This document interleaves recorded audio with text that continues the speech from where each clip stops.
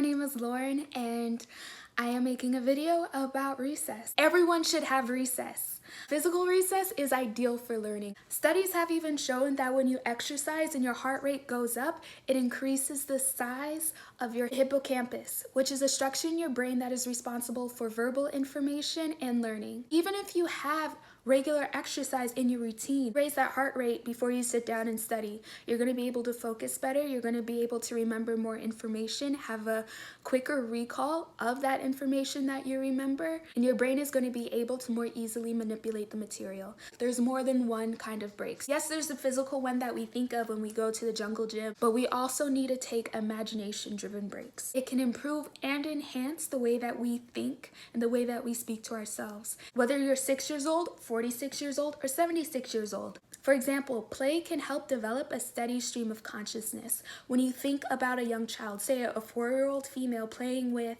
dolls, and you hear her talk out what the doll is doing. You hear her narrating what the doll is doing. Oh, I'm going to do this. Oh, I forgot to get the puppy. Oh, let me walk the puppy. I need to go to the grocery store. She is actually practicing her conscious, because when you are a child, the words that you speak and the words that you hear become your inner voice, become your consciousness.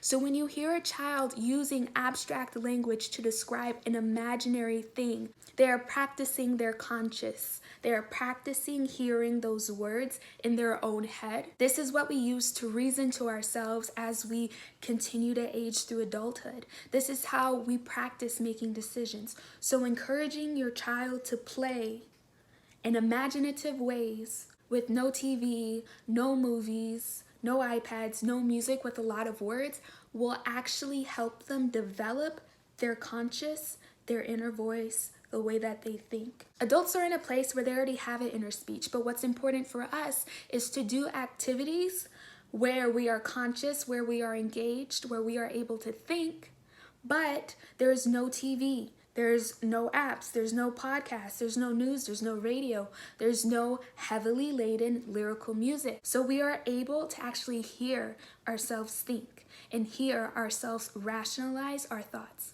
People will say, oh my gosh, the best idea came to me while I was in the shower. One of the reasons that could be is because you weren't overly distracted with different sources of media. So I suggest that even adults pull out a coloring book or crochet, lift weights, yoga without noise so that you can practice the way that you think. For young children, play often helps establish rules and roles and reactions. Think about the game Cops and Robbers.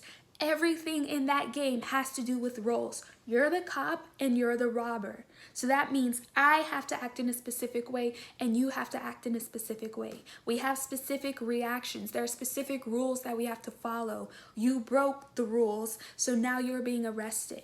All of that helps children understand cause and effect. In talking about types of play, there's also a difference between adult-centered play and child-centered play.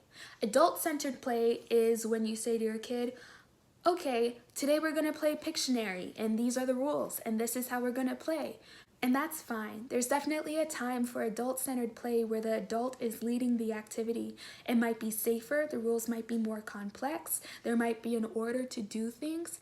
What's not done as often is child-centered play, and that's when you allow the child to take the lead. And you participate with them, you allow them to direct the play, you allow them to make the rules and to establish the roles. This is what playing mermaids or playing pirates look like when your child says, I'm Captain Hook and you're the alligator and you have to chomp to the music. That's a great example of child-directed play. And then as the adult, as the parent, you go along with it. And also during child play, you have to refrain from being a resource.